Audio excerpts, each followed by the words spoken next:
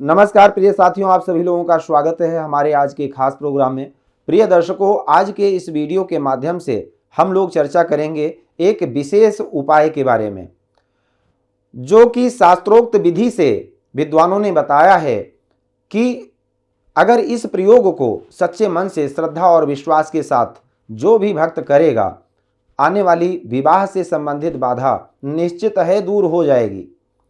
आपके रिश्ते आते हैं, बार बार बात चलती है, फाइनल तक बात पहुंच करके और बात नहीं बन पाती है।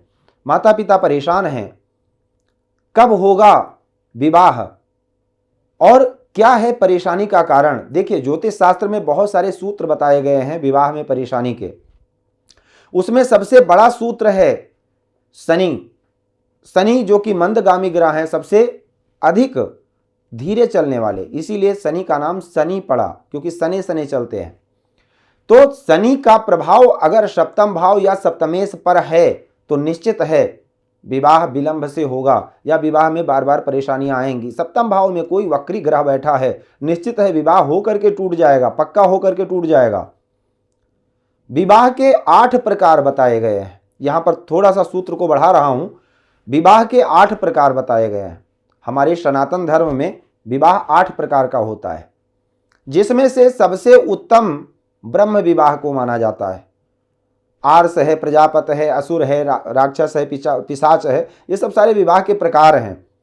लेकिन सबसे उत्तम ब्रह्म विवाह को माना जाता है, जहां पर लड़की या लड़के के माता पिता शास्त्रोक्त विधि के अनुसार, वैदिक विधि के अनुसार 16 संस्कारों में एक संस्कार है विवाह संस्कार, जो कि संपन्न करवाते हैं अपने शुभ आशीर्वाद के साथ। और जहां पर लड़की या लड़का स्वयं की इच्छा से अपने वर या कन्या की तलाश करते हैं और विवाह संपन्न करते हैं, इसी को गंधर्व विवाह कहा जाता है शास्त्रों में, जिसको प्रेम विवाह के नाम से भी जाना जाता है, लव मैरिज कहते हैं। आजकल बच्चों का लगभग प्रश्न होता है कि गुरुजी हमारा प्रेम विवाह होगा या नहीं होगा, लव मैरिज होगी, अरेंज मैरिज होगी। तो प्रेम विवाह के लिए विशेष रूप से बहुत सारे सूत्र बताए गए हैं। लग्नेश पंचमेश का योग बन जाए, पंचमेश सप्तमेश का योग बन जाए, और सप्तमेश लग्नेश का योग बन जाए, लग्नेश पंचमेश का योग बन जाए। शुक्र राहु के साथ स्थित हों, राहु बृहस्पति के साथ स्थित हों तो अंतरजातीय विवाह का योग बन जाता है।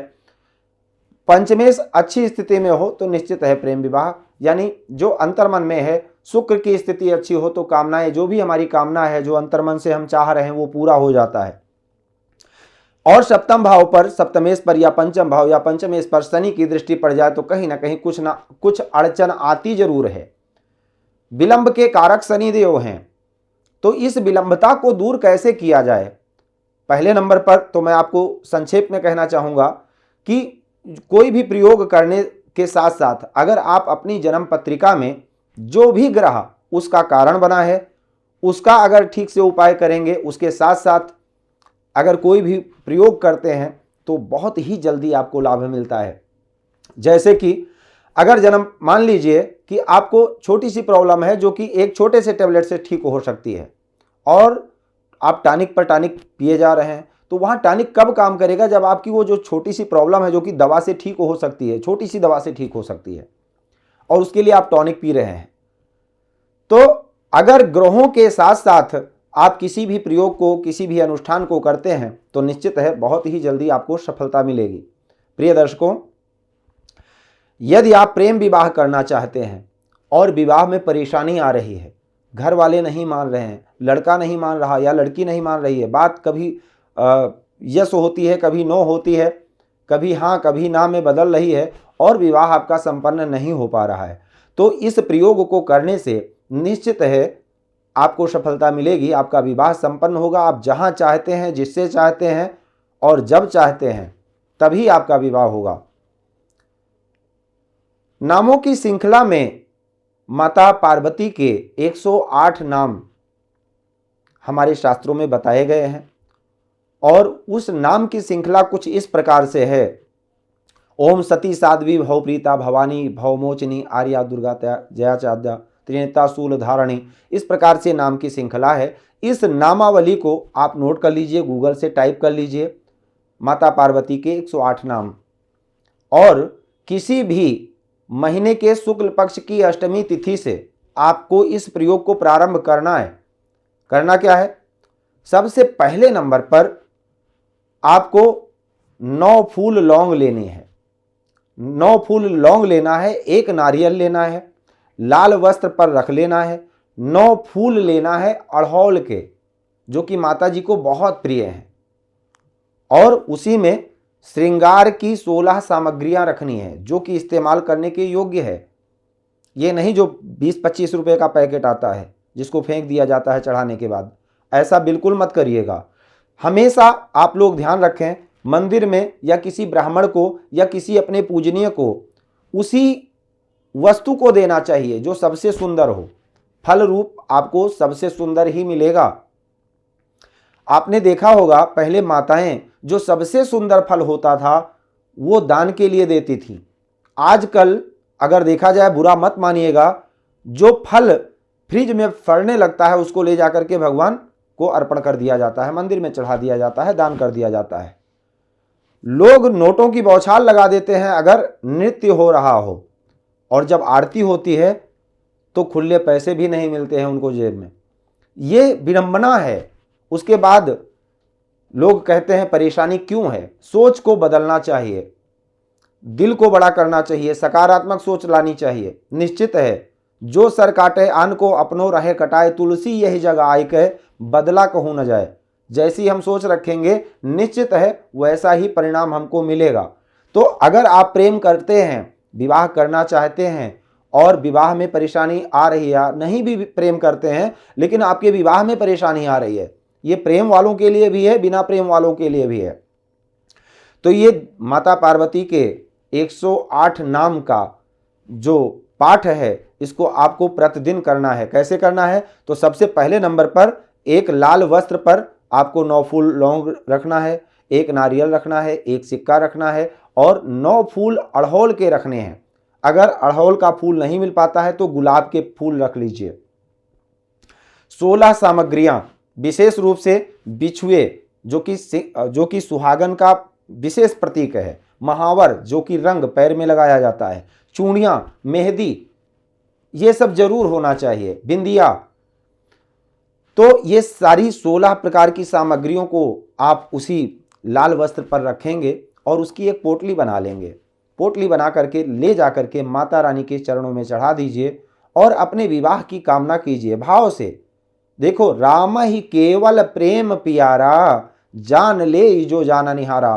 भाव से अगर पुकारोगे माता रानी सब कुछ सुनेगी, निश्चित है सुनेगी। अर्पण करने के बाद अपने विवाह की कामना की प्रार्थना कीजिए और उसके बाद आसन पर बैठ करके आपको इसी नामावली का एक बार पाठ करना है।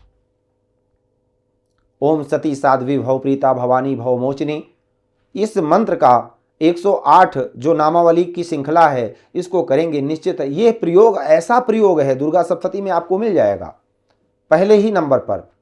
ऐसा प्रयोग है कि सबसे लास्ट में लिखा है भौमावस्या निशामग्रे चंद्रे सद्विकाम गते।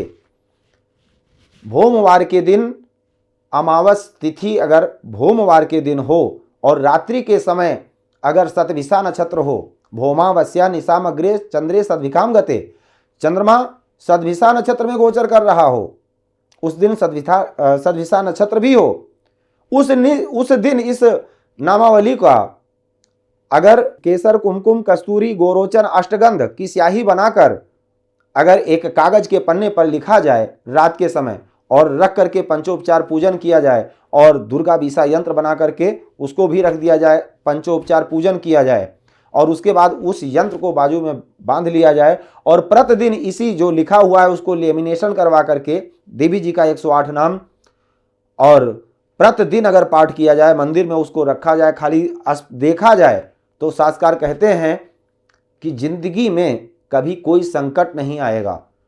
जो भी आप सपना, जो कल्पना किए होंगे सपने में कि हमारे पास ये होना चाहिए, ये वैभव होना चाहिए, वो सब कुछ आपको प्राप्त होता चला जाएगा। और प्रत्यक्षम किम प्रमाणम 2009 में यह मुहूर्त आया था, तब मैंने इस प्रयोग को किया था और उसके बाद बहुत बड़ा प्रभाव पड़ा जीवन पर। मैं आपको बोल रहा हूं, मैं स्वतः इस प्रयोग को कर चुका हूं, इसलिए मैं आपको बता रहा हूं। इसको करके देखिए, निश्चित है लाभ मिलेगा। तो प्रिय दर्शकों, अगर विवाह में परेशानी है तो एक बार अपनी जन्म पत्रिका का भी फलादेश करवा लें, कौन से ग्रह की वजह से परेशानी आ रही है। और दूसरे नंबर पर, अगर आपकी जन्म पत्रिका नहीं है या कोई भी आप कुछ नहीं जानना चाहते हैं, आंख बंद करके माता रानी के ऊपर विश्वास करके इस प्रयोग को करना प्रारंभ कीजिए। निश्चित है माता रानी की कृपा होगी। वीडियो अगर आपको अच्छा लगा हो तो इसको लाइक कीजिएगा, शेयर कीजिएगा, अपनों तक शेयर कीजिएगा। शायद हो सकता है आपको ज़रूरत ना हो, लेकिन जिसको ज़रूरत होगी उसके काम आ जाएगा। कहते हैं ना, परहित सरिस धर्म नहीं भाई, पर पीड़ा नहीं सम अधमाई। दूसरे के का हित करने वाले, जो लोग दूसरे का हित करते हैं, उससे बड़ा कोई धर्म नहीं है। और जो लोग किसी के आंसू का कारण बनते हैं, उससे बड़ा कोई अधर्म नहीं है। तो दूसरों का भला, मैं ये नहीं कह रहा हूं मेरा ही करो, आप जिसका भी कर सकते हो, जो भला करने के योग्य है उसका आप भला करते रहो। हमेशा भावना यही होनी चाहिए कि दूसरों का किस प्रकार से हम किसी दूसरे के मुस्कान के कारण बन सकते हैं। आज के लिए सिर्फ इतना ही। जय माता दी।